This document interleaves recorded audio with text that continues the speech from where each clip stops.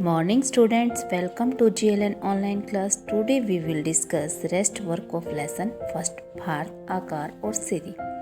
आकार में भारत का आकार कितना है? भारत के भूभाग का कुल क्षेत्रफल लगभग 32 लाख वर्ग किलोमीटर है। तो यहाँ क्वेश्चन बनता है कि भारत के भूभाग का कुल क्षेत्रफल कितना है? तो 32.8 लाख वर्ग किलोमीटर है।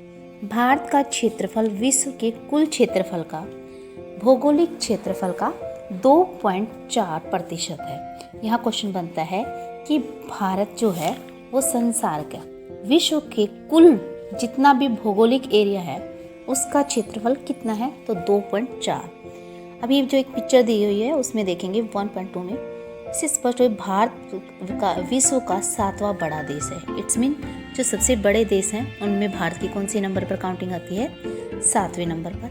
इम्पोर्टेंट क्वेश्चन है, भारत की स्थल सीमा रेखा लगभग 1500 किलोमीटर और समुद्री तट रेखा अंडमान और निकोबार द्वीप समूह तथा लक्षद्वीप समूह के साथ 16.6 किलोमीटर है। यहाँ दो क्वेश्चन हमारे इम्पोर्टेंट बन रहे हैं। भारत की स्थल सीमा रेखा, वो स्थल सीमा रेखा कितनी है? 15,200 किलोमीटर। और जो समुद्री तट रेखा अंडमान निकोबार द्वीप समूह तथा लक्षद्वीप समूह के साथ है तो वो कितनी है?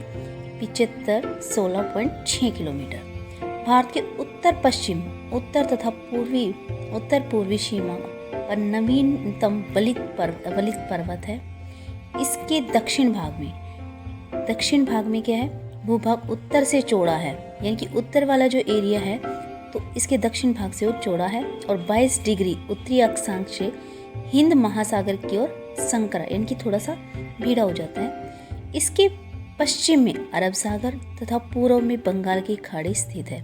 9th क्लास में इम्पोर्टेंट क्वेश्चन रहता है कि अरब सागर किधर है? पश्चिम में, और पूर्व में है बंगाल की खाड़ी। अब 1.3 जो आरेख दिया गया है उसमें देखेंगे अक्षांश और देशांतर का विस्तार लगभग 30 डिग्री है, परंतु फिर भी पूर्व पश्चिम का जो विस्तार है वो उत्तर दक्षिण के विस्तार की अपेक्षा कम प्रतीत होता है। फिर एक नेक्स्ट और इम्पोर्टेंट क्वेश्चन बनता है यहाँ पर, गुजरात से अरुणाचल प्रदेश के स्थानीय समय में 2 घंटे का अंतर रहता है, यानी कि गुजरात और अरुणाचल प्रदेश का जो स्टैंडर्ड टाइम होता है उसमें कितना डिफरेंस होता है? 2 घंटे का। और यहाँ पर 82 डिग्री 30 मिनट पूर्व देशांतर रेखा को भारत की मानक यामोत्तर माना गया है। इट्स मीन भारत की मानक यामोत्तर रेखा कौन सी मानी गई है? 82 डिग्री 30 मिनट पूर्व देशांतर रेखा, जो कि कहाँ से गुजरती है? उत्तर प्रदेश में मिर्जापुर से गुजरती है। और किसके पास में है? इलाहाबाद के पास में है। अक्षांश का प्रभाव दक्षिण से उत्तर की ओर दिन और रात की अवधि पर पड़ता है। अब जो ये अक्षांश होते हैं ना, इनका किसके ऊपर इफेक्ट पड़ता है? ये उत्तर की ओर दिन और रात की जो टाइम पीरियड होता है उस पर पड़ता है। नेक्स्ट पॉइंट आता है भारत तथा विश्व। भारतीय भूखंड एशिया महाद्वीप के पूर्व और पश्चिम के मध्य में स्थित है, यानी कि भारतीय भूखंड कौन से महाद्वीप में है? एशिया महाद्वीप के पूर्व और पश्चिम के मध्य में स्थित है। भारतीय भूभाग एशिया महाद्वीप का दक्षिणी विस्तार है। हिंद महासागर जो कि पश्चिम में यूरोपीय देशों और पूर्वी एशियाई देशों को मिलाता है, भारत को केंद्रीय स्थिति प्रदान करता है। कौन सा है? भारत को केंद्रीय स्थिति कौन प्रदान करता है?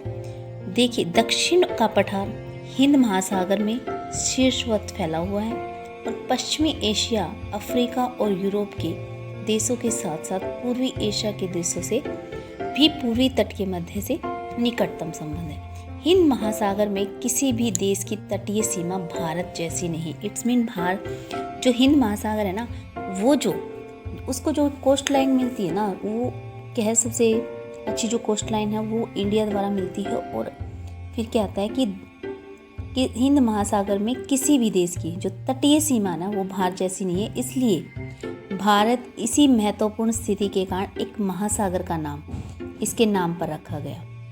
और अगला नेक्स्ट इम्पोर्टेंट क्वेश्चन रहता है ये हमारा 1869 में स्वेज नहर के खुलने से भारत और यूरोप के बीच की जो दूरी थी ना वो कितनी 7,000 किलोमीटर कम हो गई है।